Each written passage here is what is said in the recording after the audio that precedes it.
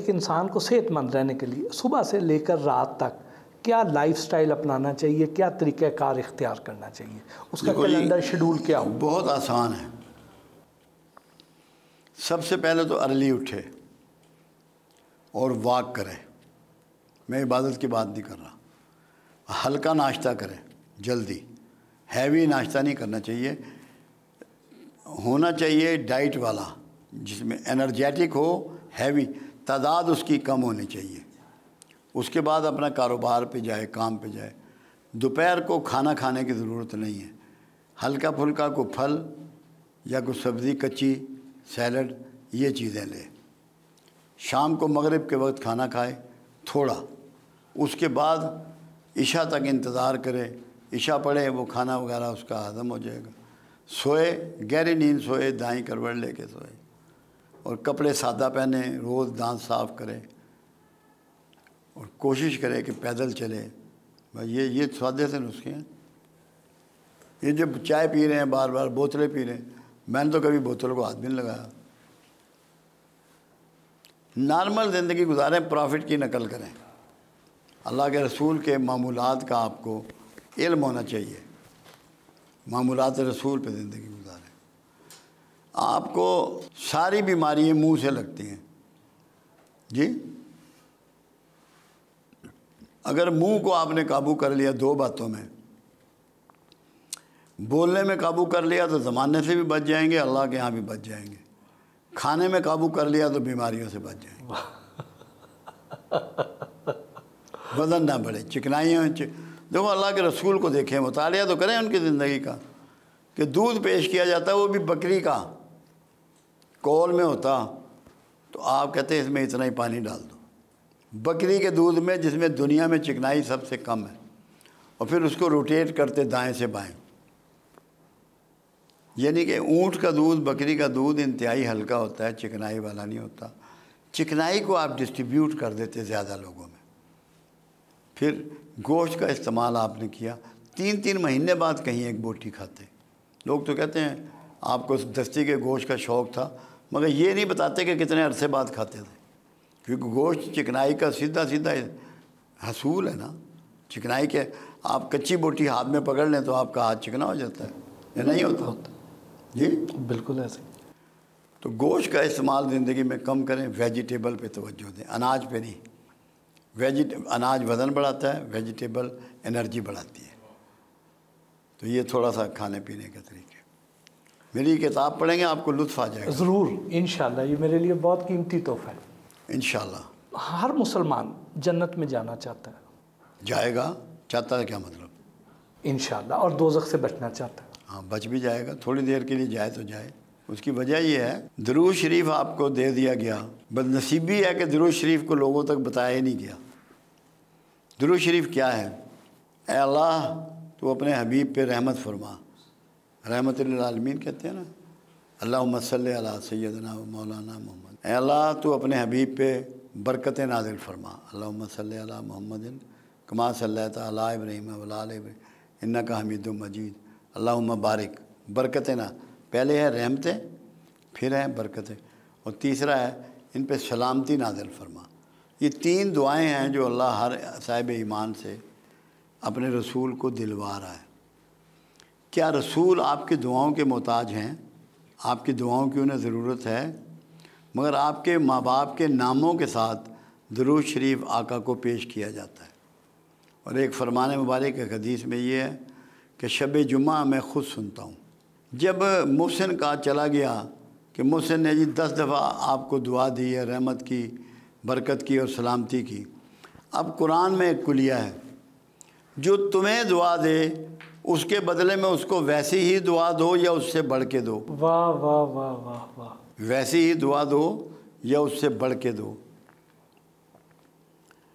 جب رسول اللہ پر آپ کی دعا پہنچی، ان پر یہ پابندی آ گئی قرآن کے مطابق، اس کے بدلے میں وہ آپ کو اس سے بہتر دعا دے۔ واہ جی، کمال۔ جس کا دعا گو رسول ہو وہ دوزخ میں جائے گا؟ بالکل بھی نہیں۔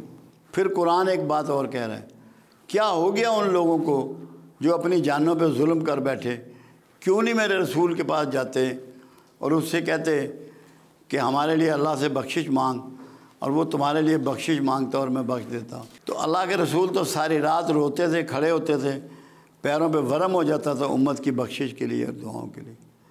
کیسے دوزخ میں جائے گا مسلمان؟ مولوی پہ چڑھ گئے, اور تو کوئی نہیں. پھر اللہ یہ کہہ رہا ہے میں تواب الرحیم ہوں. 2 چیزیں اللہ نے انوائٹ کی ہیں. درود شریف کے لیے انوائٹ کیا, درود شریف کو ہر حال میں قبول کرتا ہے. توبہ کے لیے انوائٹ کیا, توبہ ہر حال میں قبول کرتا ہے. ایک دفعہ بھی جس نے توبہ کر لی, بھلے جنازے کی نماز میں ہی کر لی, وہ دوزخ میں نہیں جائے گا. واہ واہ, انشاءاللہ انشاءاللہ. انشاءاللہ کی بھی ضرورت نہیں, اس کی مرضی اسی طرح ہی ہے. عزت, سکون اور اطمینان کیسے حاصل ہو سکتا ہے؟ بانٹنے سے.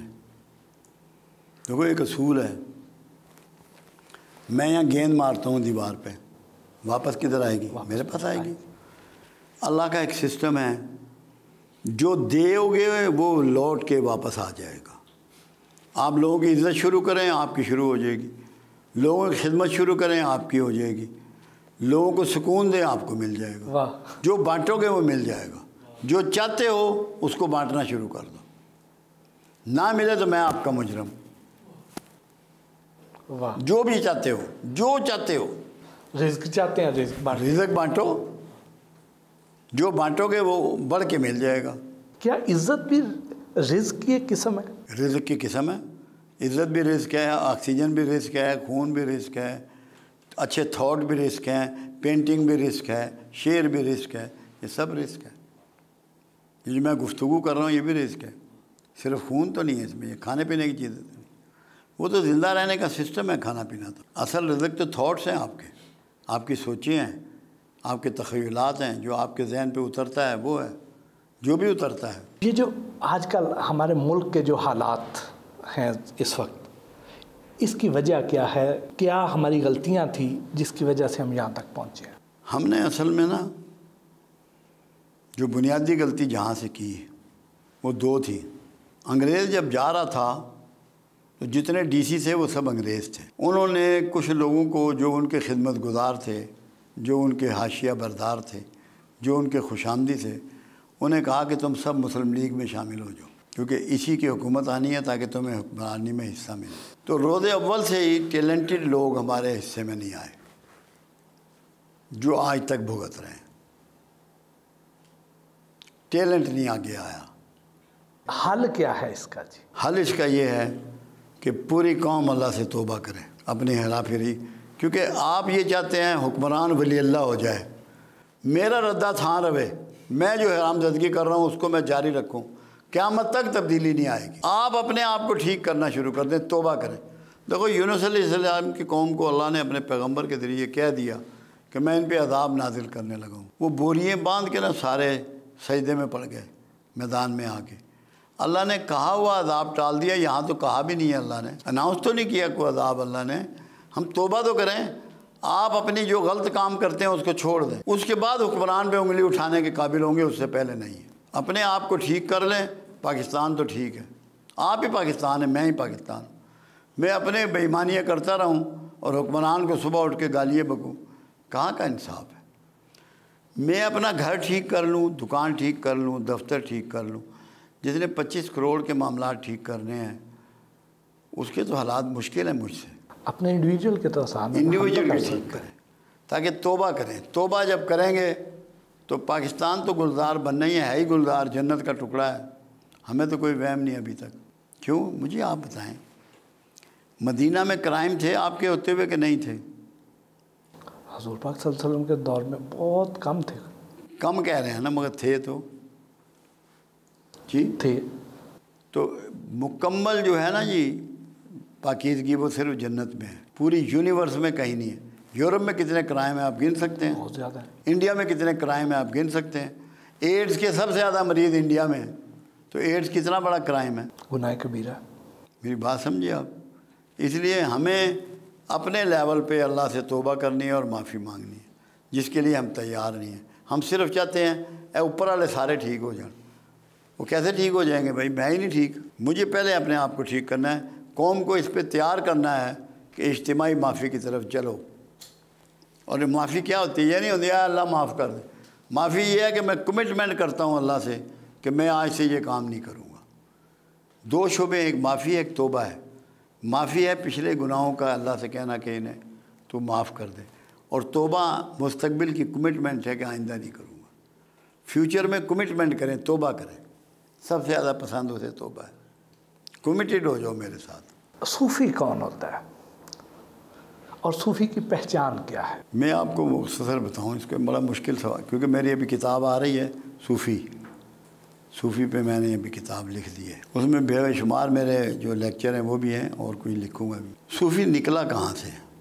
کچھ لوگ تو اس کو یونان سے کہتے ہیں، کچھ صوف کے لباس سے کہتے ہیں، مگر ہم اس کو جوڑتے ہیں اصحاب صفا سے۔ اچھا، اصحاب صفا وہ لوگ فاقے سے ہوتے تھے، بھوکے ہوتے تھے، مگر اللہ کے در پہ اور اس کے رسول کے در پہ چپٹے رہتے تھے۔ نہ انہیں کپڑوں کی پرواہ تھی، نہ انہیں گاڑی کی پرواہ تھی، نہ انہیں رہائش کی پرواہ تھی۔ ان کو اللہ کے رسول نے مسکین بھی کہا۔ کچھ لوگ قریش کے بڑے آئے تو انہوں نے کہا یا رسول اللہ صلی اللہ علیہ وسلم ہمارے لیے ملاقات کا وقت الگ کر دیجئے، ہمیں ان کی جوئیں چڑھ جاتی ہیں۔ ان کے پاس تو کپڑے ہی پرانے ہوتے تھے، جوئیں ہوتی تھی۔ آپ نے کہا ٹھیک ہے، آپ نے ان کو جواب نہیں دیا، مگر دعا کی اللہ سے، اے اللہ مجھے ان مسکینوں میں رکھ، انہی میں مارنا اور انہی میں اٹھانا۔ جن مسکینوں میں رسول رہنا پسند کرے، جن رسولوں میں رسول مرنا پسند کرے، جن بندوں میں رسول اٹھنا پسند کرے، وہی تو صوفی ہیں، وہی تو صوفی ہیں۔ صوفی کے پاس کیا ہوتا ہے؟ اچھے اخلاق، خلوص، محنت، جدوجہد، اللہ پہ بھروسہ۔ 2-3 چیزیں ایسی ہیں وہ نہ ہوں تو صوفی نہیں ہوتا۔ سب سے پہلے تقوی، پھر حکمت، پھر عورت، شہرت اور دولت سے پرہیز، اور رسول اللہ کے طریقے پہ اپنی زندگی کا گزارنا، اور لالچ سے ان چیزوں سے اپنے آپ کو بچانا، بس وہ صوفی ہو جاتا ہے۔ چھوٹا سا کام ہے، کوئی لمبا کام تو ہے نہیں۔ یہ جو عمل شامل ہیں، طویل دھاگا، یہ وہ کڑے من کے لٹرم پٹرم، ان کا صوفی ازم سے کوئی تعلق۔ صوفی ازم تو ایک سوچ ہے، ارادہ ہے، پروگرام ہے، رویہ ہے، سب کچھ ہے۔ صوفی کی پہچان کیسے کی جائے؟ بہت آسان ہے۔ 3 چیزیں سے بچے گا وہ، اور ہر وقت اللہ کی یاد میں رہے گا۔ دولت، عورت، شہرت سے بچے گا، اور اللہ سے ہر وقت مابی اور توبہ میں رہے گا۔ شکل سے کوئی پہچان نہیں ہوتی، شکل کوئی پہچان نہیں، رویہ پہچان ہے۔ میں آپ کو ایک صوفی کی بات بتاؤں۔ استاد فاضل تھا پلمبر، یہاں رام دین بازار میں کام کرتا تھا پلمبری کا، تو وہ یہ 50 روپے روز کا کام کرتا تھا، 50 روپیز روز۔ اس سے اوپر کا اگر ضرورت مند آ گیا تو فری کرنا ہے۔ میں نے اس سے پوچھا، میں نے کہا یار استاد فاضل تو یہ پیسوں کی ضرورت نہیں ہے؟ کہتے ہیں میں نے ایک رس کھانا ہوتا ہے، سارے دن میں ایک چائے پینی ہوتی ہے، 50 روپے میں میرا کام چل جاتا ہے۔ اس کو کہتے ہیں ترک دنیا۔ یہ ترک دنیا ہے، وہ ترک دنیا کر لیتے ہیں، اپنی ضرورتوں کو لمٹ کرتے ہیں، بڑھاتے نہیں ہیں، جدادیں نہیں بناتے، مال نہیں اکٹھا کرتے۔ مال جو اکٹھا کرے اس کو آپ سمجھ لیں کہ یہ صوفی نہیں ہے۔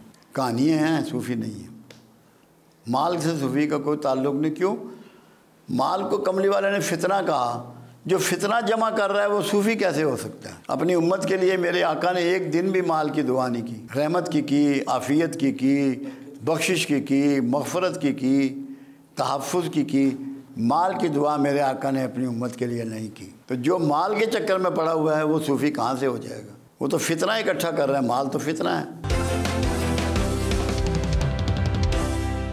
جو لوگ اللہ کا قرب حاصل کرنے کے خواہاں ہوں انہیں کیا کرنا چاہیے؟ انہیں یہ چاہیے جو اللہ کرتا ہے وہ کریں۔ اللہ کیا کرتا ہے؟ اللہ چپ رہتا ہے، خاموش رہیں۔ اللہ سب کی سنتا ہے، سب کی سنیں۔ اللہ سب کو دیتا ہے، سب کو دیں۔ اللہ سب سے بڑا خادم اللہ ہے، پوری مخلوق کی خدمت میں لگا ہوا ہے۔ مخلوق کی خدمت میں اللہ کی سنت میں لگ جائیں، اللہ کی سنتوں پہ چلیں، صبغت اللہ ہو جائے۔ کملی والے سے اللہ محبت کرتا ہے، کملی والے سے محبت شروع کر دیں، صبغت اللہ ہوگا۔ اللہ انعام یافتہ لوگوں سے محبت کرتا ہے، ان سے محبت شروع کر دیں، صبغت اللہ ہو گئے، اللہ کے رنگ میں رنگیں گے۔ کوئی مشکل نہیں ہے اللہ کو پانا۔ انعام یافتہ لوگ کون ہیں؟ جن کی کمرے رات کو بستروں سے الگ رہتی ہیں، جن کے پیٹ فاقے سے پیچھے لگ جاتے ہیں، جن کی زبان اور ہاتھ سے کسی کو دکھ نہیں پہنچتا، جو اپنے حصے کا کھانا دوسرے کو کھلا دیتے ہیں۔ یہ جو روحانیت ہے کیا یہ سیکھی جا سکتی ہے یا یہ عطا ہوتی ہے؟ آپ مجھے یہ بتائیے پہلے نمبر پہ، کوئی پیغمبر ایسا ہے جس کو ٹریننگ دی ہو اللہ نے، یا از خود پیغمبر بنایا، عطا کیا؟ عطا کیا۔ جیسے پیغمبر عطا کیے جاتے ہیں ایسے جو ولی ہیں ان کو بھی عطا ہی ہوتی ہے، گزارتا ہے پھر اللہ انہیں پروسیس سے، تاکہ دنیا کے سامنے ان سے مجاہدات کراتا ہے، عبادات کراتا ہے، صدقات کراتا ہے، جہاد کراتا ہے، خدمت کراتا ہے، مگر عطا پہلے کرتا ہے۔ پہلے عطا ہے پھر ٹریننگ ہے، پہلے چن لیا اور اس کے بعد ٹریننگ میں ڈالا۔ اب یہ فوج میں جو بچے بھرتی ہوتے ہیں پہلے چنے جاتے ہیں نا، تو تب قبول جاتے ہیں نا، ٹریننگ بعد میں ہوتی ہے۔ اس کا تعلق امارت سے یا غربت سے تو نہیں ہوتا ہے؟ کسی چیز سے بھی، کسی چیز سے۔ مالک کی مرضی ہے، وہ تو خالق ہے، مالک ہے، جو مرضی کرے۔ عطا کا بڑے بڑے بادشاہوں کو، ابراہیم بن ادم بلخی، رات کو انہیں محسوس ہوا کہ کچھ چھت پہ چل رہا ہے، محل کی بادشاہ تھے، بھائی کون ہے اوپر؟ اس نے کہا میرا اونٹ گم ہو گیا تو میں تلاش کر رہا ہوں۔ انہوں نے کہا پاگل ہے تو، محل کی چھتوں پہ بھی اونٹ ہوتے ہیں۔ انہوں نے کہا پاگل ہے تو کہ بادشاہت میں بھی فقیری ہوتی ہے، تو تبھی بادشاہت چھوڑ دی۔ بادشاہت میں مشکل ہے فقیری، کچھ ہوئے ہیں۔ اللہ کے رسول بھی تو بادشاہ تھے، حاکم تھے، اور تمام اصحاب رسول حاکم تھے، مگر سارے ولایت پہ فائز تھے۔ ولایت کا سلسلہ جو ہے یہ مولا علی تک جاتا ہے جی؟ نہیں یہ نہیں، یہ سب تک جاتا ہے، سب تک جاتا ہے، یہ صرف مولا علی تک محدود نہیں ہے، سب جتنے عظیم لوگ ہیں یہ سب ولی ہیں۔ علی کی ٹیچنگ جو ہے نا، اور جو وزڈم ہے وہ اتنا بلند ہے کہ کوئی اس کو اپروچ نہیں کر سکتا، اور جہاں تک کہ کیونکہ میرے پہ ان کی بڑی نگاہ کرم ہے۔ جو وزڈم علی کو حاصل ہے نا، that is very much rare. اللہ نے بڑا نوازا ہے علی کو۔ تمام اصحاب رسول ہمارے سر کا تاج ہیں، ہمارا سب کو سلام ہے، ہم سب کے نوکر ہیں، خادم ہیں، مگر جو روحانی معاملہ علی کے ساتھ ہے، روحانیت میں وہی چیمپئن ہے۔ کرامت کے بارے میں وضاحت فرمائیں، کیا کرامات واقعی حقیقت میں ہوتی ہیں یا یہ جو ہمارے خوش بیان مقررین ہیں ان کی تقریروں میں پائی جاتی ہیں؟ ہمارے ہاں تو کم سے کم 15 سے 20 ہوتی ہیں روز، آپ خود دیکھ لیں گے، ابھی جب مرضی آ کے بیٹھ جائیں دیکھیں ہوتی ہیں کہ نہیں ہوتی۔ کرامت کیا چیز ہے؟ دیکھو میں ایسے کسی کے گھٹنے پہ ہاتھ رکھتا ہوں اور میں اللہ سے کہتا ہوں پروردگار اسے شفا دے دے، اللہ اسے شفا دے دیتا ہے، وہ یہ سمجھے گا اس کی کرامت ہے۔ میری کوئی کرامت نہیں ہے، میرے اللہ کا کرم ہے، اصل چیز کرم ہے مالک کا، کرامت نہیں ہے۔ کیوں؟ شفا کا کون اسی کے پاس ہے، چاہے مسائل جسمانی ہوں، روحانی ہوں، نفسیاتی ہوں، مذہبی ہوں، دینی ہوں، معاشرتی ہوں، معاشی ہوں۔ کرامت اس لیے ہوتی ہے کہ لوگوں کو ٹرسٹ ہو جائے کہ یہ میرا بندہ ہے، جو یہ بات کرے گا ٹھیک کرے گا۔ یہ دعوت دین کا طریقہ ہے۔ جیسے پیغمبروں کو معجزہ عطا ہوتا ہے نا، معجزہ پیغمبر کا فعل نہیں ہوتا، معجزہ اللہ کا فعل ہوتا ہے۔ اپنی مرضی سے معجزہ نہیں دکھا سکتا پیغمبر، اسی طرح ولی بھی اپنی مرضی سے کرامت نہیں دکھا سکتا، وہ بن جاتی ہے کرامت۔ اللہ پاک ان کی لاج رکھ لیتے، لاج رکھتا ہے، بس یہی بات ہے۔ کچھ لوگ ہمیں اکثر سوشل میڈیا پر ہمیں نظر آتا ہے کہ وہ وظائف بتا رہے ہوتے ہیں کھلے کہ آپ یہ پڑھیں، تو کیا وظائف کے لیے کسی کی اجازت ضروری ہوتی ہے یا اس طرح کوئی بھی بتائے اور اس پر عمل کرنے کا فائدہ ہوتا ہے؟ دیکھیں جی، ایک بات تو پہلے یہ ہے، اللہ نے جب قرآن میں دو باتیں کہی، ایک تو یہ کہا کہ مجھے میرے خوبصورت ناموں سے یاد کرو، تو کہیں مینشن نہیں کیا کہ اجازت لو کسی کی۔ ایک جگہ یہ کہا کہ تمہارے دلوں کو اطمینان ہو ہی نہیں سکتا میرے ذکر کے بغیر، وہاں بھی اجازت کا ذکر نہیں۔ اجازت تو یہ ہم لوگوں نے گھڑی تاکہ ہمارے پاس آئے گا، اجازت لے گا، کچھ نہ کوئی مال لے کے آئے گا یا کوئی دے کے جائے گا، تو یہ اجازت تو ہے وہاں سے۔ اس میں صرف ایک ٹیکنیکل بعض اوقات ایشو آ جاتے ہیں جس کے لیے اجازت کی شاید ضرورت پیش آتی ہے۔ میں لاہور میں تقریر کر رہا تھا، میری پہلی کتاب کا پہلا لیکچر تھا اللہ الصمد۔ ایک ڈاکٹر صاحب تھے، انہوں نے پی ایچ ڈی کیا ہوا تھا ہسٹری میں، انہوں نے یہ سوال مجھ سے کیا۔ میں نے ڈاکٹر صاحب سے پوچھا، میں نے کہا آپ کیا ذکر کرتے ہیں؟ کہتے ہیں اللہ ہو کا۔ میں نے کہا گول کیا ہے؟ کہ بیٹیوں کی شادی ہو جائے۔ میں نے کہا اشفاق صاحب، ہو کہتے ہیں ویرانے کو، اللہ ہوت، مقام ہوت، جہاں کوئی روح نہیں پہنچ سکتی، کوئی مخلوق نہیں پہنچ سکتی، صرف رسول اللہ گئے ہیں، جبرائیل بھی وہاں نہیں جا سکتے۔ تو میں نے کہا ویرانہ مانگ رہے ہو اور بچیوں کی شادی مانگ رہے ہو؟ میں نے کہا تم اللہ کو یاد کرو۔ ہو کا ذکر ان لوگوں کے لیے ہے جو جنگلوں میں جا کے کرتے ہیں، جن کے بچے نہیں ہوتے، بیوی نہیں ہوتی، خاندان نہیں ہوتا۔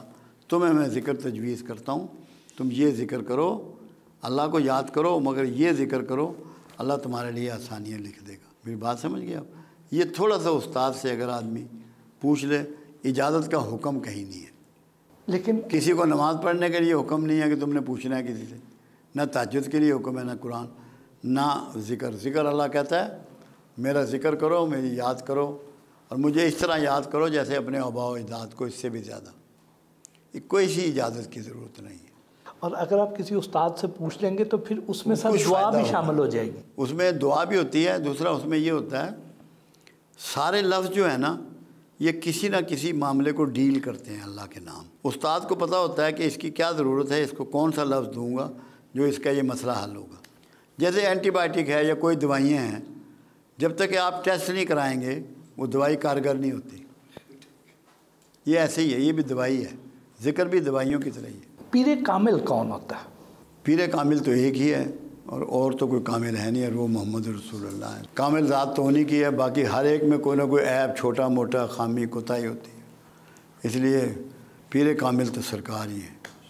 جس طرح بڑے بڑے اولیاء گزرے ہیں، بڑے بڑے عظیم اولیاء گزرے ہیں، اور اب ہمیں اس طرح کے اولیاء نظر نہیں آتے ہیں، کیا ہمیں دیکھنا نہیں آتا کیا، یا وہ ہیں نہیں ہیں؟ ہائے ہائے، بڑے بڑے ڈڈے سوالے کر دیں پہ میں نہ جواب دیں، کسی اور نے نہیں جواب دینے آپ کو۔ رسول اللہ نے یہ فرمایا کہ قیامت کے قریب علم اٹھا لیا جائے گا۔ لوگوں نے کہا یا رسول اللہ صلی اللہ علیہ وسلم کیا قرآن اٹھا لیا جائے گا؟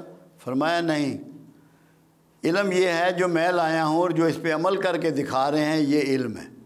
جو وحی کے علم پہ ایکٹ کر رہے ہیں یہ علم ہے۔ جیسے جیسے یہ لوگ فوت ہوتے جائیں گے، ان کے مقابلے کا، ان کے لیول کا دوبارہ پیدا نہ کیا جائے گا۔ اس کا مطلب ہوگا علم کا اٹھ جانا۔ تو اب وہ لوگ نہیں پیدا کیے جا رہے اس لیول کے، اس لیے آپ کا قصور نہیں ہے، علم اٹھ رہا ہے۔ تو اب اس طرح کے اس لیول کے نہ صحیح ان کی شبیہیں ہم نے ڈھونڈنی ہو تو کیسے ڈھونڈیں؟ ڈھونڈنے کی ضرورت نہیں ہے اس کا۔ میں نے جو طریقہ کیا، میں بہت گھما، 14 سال کی عمر سے میں نکلا اور الحمدللہ رج کے دھکے کھائے، مجھے تو کوئی ملا نہیں۔ پھر دماغ میں ایک بات آئی کہ جس نے دینا ہے میں اس کے پیچھے کیوں نہیں پڑتا، تو میں اپنے رب کے پیچھے پڑ گیا، اس نے سب کچھ ہی دے دیا۔ تو آپ اللہ کے پیچھے پڑیں، کسی کی طرف جانے کی ضرورت نہیں ہے۔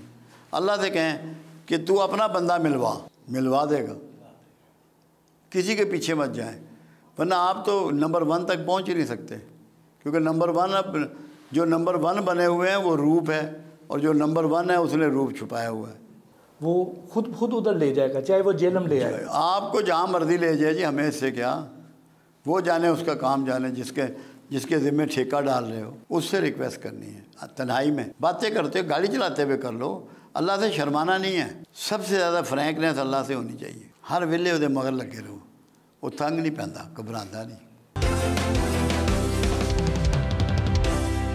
کہتے ہیں اللہ پاک جو ہے یہ بڑا لجپال ہے، بہت اللہ پاک جو ہے بڑا مان رکھنے والا ہے۔ بالکل سچ۔ آپ اس کے بارے میں جو سوچیں گے تو اللہ تعالیٰ اس کے لیے ویسا بن جاتا ہے، کیونکہ اللہ قرآن میں کہہ رہا ہے اے میرے بندے زیادہ گمان نہ کر، زیادہ گمان گناہ ہے، مگر تو جو مجھ سے گمان کرے گا میں تیرے گمان کے مطابق کر دوں گا۔ کر دیتا ہے، ہم گمان ہی نہیں کرتے، تو ہم تو بیچ میں بندے گھسیڑے ہوئے ہیں نا، مخلوق گھسیڑی ہوئی۔ مخلوق کو نکال کے اللہ سے بات کرو، پھر دیکھو کیا معاملہ ہوتا ہے۔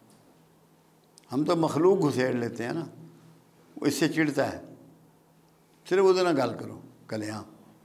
یہ جو ہمارا عام جو مولوی ہیں، ہمارے عام جو علماء کرام ہیں، یہ ہمیں اللہ پاک سے ڈراتے ہیں۔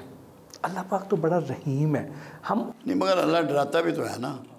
جب بھی پیغمبر کی بھی بات کی، اللہ نے کہا کہ خوشخبری سنانے والے اور ڈر سنانے والے، اور ہمیں تو یہ بھی کہا تم میں سے ایک گروہ ایسا ہونا چاہیے جو دین کا علم سیکھے اور اپنی بستیوں میں جا کے میرا ڈر سنائے۔ تو وہ کوئی غلط نہیں کر رہے ہیں، وہ بالکل صحیح کر رہے ہیں جو ڈر سنا رہے ہیں، مگر وہ رویے کا فرق ہے رویے سے ڈر بتائیں نا پھر موج ہے۔ یہ جو کالا علم اور جادو ہے، یہ تو ساری عمر سے ہوتا چلا رہا ہے، آپ پہ بھی ٹرائی کی گئی، ہوا نہیں، ٹرائی کی۔ جادو تو بنو اسرائیل کا کھیل تھا، کیونکہ موسیٰ علیہ السلام کو اسی لیے جادو کا توڑ کے معجزہ عطا کیا گیا۔ بنو اسرائیل میں تو آج بھی بہت جادو ہے، اور پتہ نہیں آپ کے حکمرانوں پہ نہ کیا ہوا ہو، آپ کے بڑے لوگوں پہ نہ کیا ہوا ہو۔ یہودی تو بہت جادو کا ماسٹر ہے، چلتا ہے یہ تو ہم ہر زمانے میں رہا ہے، اب بھی ہے۔ یہاں پہ عیسائی بھی کرتے ہیں، کچھ اپنے آپ کو سو کال مسلمان کہتے ہیں مگر ان کاموں میں پڑے ہوئے، گناہ ہے سارا۔ ایک جملہ لوگ کہتے تھے وہ بڑا غلط ہے کہ جادو برحق ہے، وہ میں نے کہا بھائی جادو باطل ہے، برحق نہیں ہے۔ کیوں؟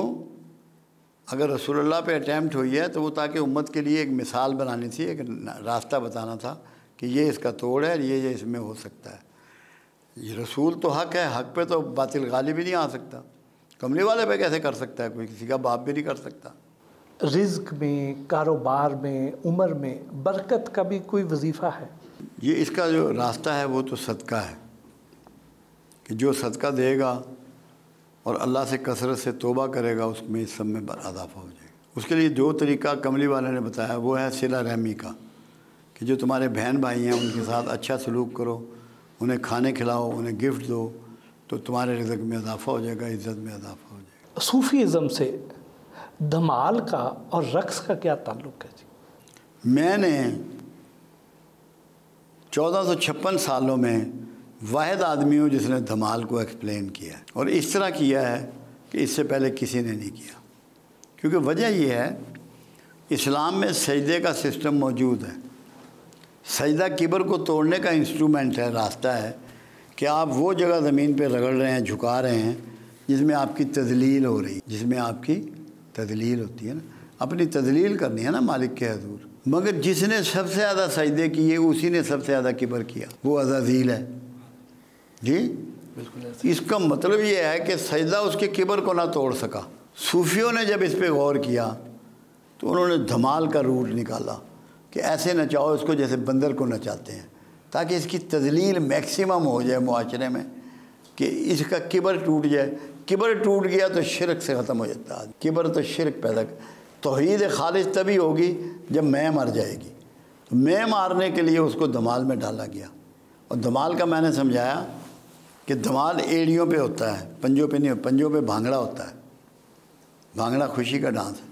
دھمال ایڑیوں پہ ہوتا ہے، یہ ایسے گھومتے ہیں آپ، ہاتھ یہ ہوتا ہے اور ایک یہ ہوتا ہے، اے اللہ ادھر سے دے تاکہ میں تیری مخلوق میں بانٹ سکوں۔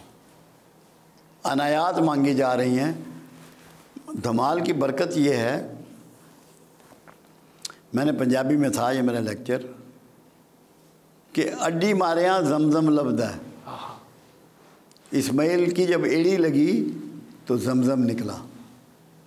تو یہ جمال جو ہے ایڑی مارنا ہے تاکہ تمہیں آج کا زمزم نصیب ہو، فلاح نصیب ہو، صحت نصیب ہو، عزت نصیب ہو۔ تو یہ پڑھیے گا اس کو آپ۔ اشفاق احمد صاحب بھی آپ کی مجلسوں میں اکثر آیا کرتے، کیا گفتگو ہوتی تھی؟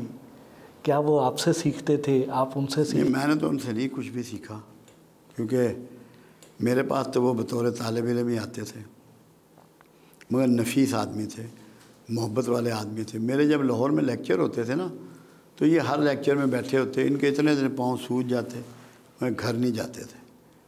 وہ ظفر صاحب پوچھتے بابا جی گھر چلے جاؤ، انہوں نے کہا یار گل یہ ہے میں تو کتابیں پڑھیاں نا، اتنے تو جو گل ہے ڈائریکٹ آ رہی ہے، یہ کتابیں نہیں کدھر پڑھی، تو میں نہیں جا سکتا۔ وہ ان کا میرے پاس آنا ایسے ہوا، اصل میں یہاں جیلم میں ان کے بھانجے تھے، ان کی پرائم گلاس فیکٹری تھی، تو ان کو انہوں نے فون کیا کہ یار جیلم میں سنا کو بابا عرفان ہے۔ انہوں نے کہا جی ہاں ہمارے مینیجر رہے ہیں بینک کے، تو بڑے دوست ہیں۔ ان کو امریکہ سے کسی نے کہا، ان کی جو نو تھی یعنی کہ بہو، انیک کی بیوی جو سب سے بڑا بیٹا ہے، اس کو آنکھوں کا کوئی ایسا ایشو ہوا تھا کہ ڈاکٹروں نے کہا یہ بلائنڈ ہو جائے گی ودن فورٹ نائٹ، تو تم کو بابا تلاش کرو، ہمارے پاس تو اس کا علاج نہیں ہے۔ غزالہ نام ہے اس کا، یہ نام بھی یاد ہے۔ تو وہ انہوں نے کہا جیلم میں کوئی بابا ہے، انہوں نے کہا جی آ جائیں. اشفاق احمد اس کے لیے آئے میرے پاس. میں نے انہیں طریقہ بتایا, مولا نے کیا, 10 دن میں وہ نارمل ہو گئی. ڈاکٹر کہنے لگے بیماری ختم ہو گئی, امریکہ کے ڈاکٹر. پھر اشفاق احمد نے آنا شروع کیا. بڑے سوالات کرتے تھے, بڑے سوالات کرتے تھے, یہاں تک کہ ایک دفعہ ایک سوال کیا انہوں نے کہ عرفان صاحب, جو بندے کے چوٹ لگ جائے, کوئی مارے, کوئی زخمی ہو جائے تو روتا ہوا ماں کے پاس آتا ہے, اور جو 70 ماہوں سے زیادہ پیار کرنے والا ہے اس کی گود کہاں ہے؟ یہ تو ماں کی گود ہے. میں نے کہا اشفاق احمد تو بوڑھا ہو گیا, تجھے نہیں پتہ؟ کہتا ہے نہیں پتہ. میں نے کہا توبہ اللہ کی گود ہے, اس میں پناہ لو. چیخ مار کے رویا. یہ اس کا پہلا لیسن تھا جو اس نے یہاں سے لیا. پھر میں ان کے گھر گیا, کھانا کیا انہوں نے میرا. اپنے اس سے بڑا کمرہ تھا جس میں ان کی زمین سے وہاں تک کتابیں تھیں, 16,000. کہنے لگے عرفان صاحب یہ 16,000 بکس ہیں جو میں نے ساری پڑھی, ایک جلد نمبر لگے ہوئے, نام لکھ کے. میں نے نظر ماری, میں کہا اشفاق احمد ساری زندگی باطل ہی پڑھتا رہا ہے. کہتا ہے بابا جی کی مطلب؟ وہ میں کہا تو ساری مخلوق کی ہیں, مخلوق میں تو ضرور بطل میں نے جھوٹ. خالق کی کدھر ہے؟ خالق کی دکھا مجھے. پھر 6.5 سال اشفاق زندہ رہا. خالق کی کتاب کے علاوہ اس نے کسی کتاب کو انگلی نہیں لگائی. وہ تو میرے بہت آتے تھے سیکھ, کیونکہ ان کا ڈیلی پروگرام یہ بن گیا تھا, قرآن پڑھنا ہے انہوں نے تو فوراً مجھے رنگ آ جانا ہے. میں نے آج یہ پڑھا ہے, اس میں کیا مطلب ہے, کیا کرنا. 6.5 سال ان کو ٹریننگ دی ہے قرآن کی, بانو قدسیہ کو, دونوں کو. ان کی اولاد بھی میری بڑی تابعدار ہے. ادب والے لوگ تھے. میرے ہوتے ہوئے وہ کبھی زندگی میں کرسی پہ نہیں بیٹھے, دونوں میاں بیوی. کمال کا ادب تھا ان کا, زمین پہ بیٹھتے تھے. یہ دور سائنسی ترقی کا دور ہے. آئے دن کوئی نہ کوئی نیا مرض سامنے آ جاتا ہے, پھر ڈاکٹر سائنسدان اس کا علاج ڈھونڈنے نکل پڑتے ہیں. تو یہ جو روحانی طریقہ علاج ہے یہ اس سے بہتر ہے؟ کم از کم کروڑ درجے بہتر ہے. اس کی وجہ بتاؤں. ڈاکٹروں کو میں نے چیلنج کر دیا. میں کہا تمہارے پاس تو کیورنگ سسٹم ہی نہیں ہے, مینجمنٹ کر رہے ہو پرابلم. روحانی طریقے میں تو اس کی کیورنگ ہے, کیونکہ وہ اللہ کے بتائے ہوئے راستے کے مطابق ہے. انسان تو اللہ کے مقابل میں نہیں کھڑا ہو سکتا, جتنا مرضی لائق ہو جائے. یہ فرق ہے. نیت چاہیے اچھی, فالو اپ اچھا چاہیے. سمجھو ان پڑھ نہیں کر سکتا, مجھے یہی نہیں پتا کہ کون سا آرگن کیا کام کرتا ہے, میں کیا ٹریٹمنٹ کروں گا. اسی لیے اللہ کے حبیب صلی اللہ علیہ وسلم کا فرمان ہے کہ مستند طبیب کے پاس جاؤ. دیکھیں ایک بات روحانی علاج سے آپ سمجھ لیں, آپ کی سمجھ میں آ جائے گی. آپ کی باڈی کا گورنر کون ہے؟ دماغ. روحانیت میں اللہ کا ذکر دیا جاتا ہے, اس سے دم کیا جاتا ہے, تو بنیادی طور پہ دماغ کو ٹیکل کیا جاتا ہے, جو آرڈر دیتا ہے بیماریوں ہونے کے بھی, بیماریاں درست ہونے کے بھی. وہ روٹ ہے اس کا, روٹ ہے اس کا. اور وہ کہتے ہیں کہ آپ نے کسی بھی شہر میں جانا ہے تو آپ وہاں کا پیاز کھائیں تاکہ آپ پیاز اللہ کے حبیب نے کھائے نہیں, نفرت کی. پیاز اور لہسن سے کہا کہ یہ کھا کے ہماری مسجدوں میں نہ ہو. جو چیز بیٹا ری پیدا کرے وہ صحت کے لیے اچھی نہیں ہو سکتی, چاہے وہ کچھ بھی ہے. دالیں کھانی ہیں تو چھلکوں سمیت کھاؤ, بغیر چھلکا اتار کے دالیں مت کھاؤ, ری پیدا کریں گے. اگر چھلکا ہوگا تو فائبر ہوگا, وہ ری نہیں بنائے گا. بہت اچھی بات. جی بہت اچھی بات. سبزی ہے نا, جیسے کھیرا ہے, کھیرا اس کے سمیت کھاؤ, چھلکے سمیت. 2 چیزوں سے بچائیں لوگوں کو. لوگوں سے کہیں پیدل چلیں, پانی پئیں, سبزیاں کھائیں, پھل کھائیں. دیکھو ایک حدیث مبارکہ سامنے آئی جو کبھی کسی نے اس کو صحیح بیان نہیں کیا. عائشہ صدیقہ رضی اللہ تعالیٰ عنہ کا ایک بیان کہ ہمارے گھر میں 2 مہینے چولہا نہ جلتا. لوگوں نے کیا تشریح کی کہ جیسے وہ غریب تھے اتنے کہ ان کے یہاں کھانا ہی نہیں پکتا تھا. میں نے بتایا کہ وہ ان کوک چیزیں کھاتے تھے. ان کوک چیزیں کھاتے تھے, کچی سبزی, کچے پھل, دودھ پی لیا, ستو کھا لیا, تاکہ فیٹس نہ پیدا ہوں. بھائی جو کھانا پکے گا اس میں 4 چیزیں تو ہوں گی نا, نمک, مرچ, ہلدی اور گھی, اور پیاز بھی آ جائے گا. اس سے انہوں نے اوائڈ کیا. وہ غریب نہیں تھے. لوگ پیاز کھاتے ہیں. ہاں, پیاز ہاضمے میں سب سے مشکل آئٹم ہے.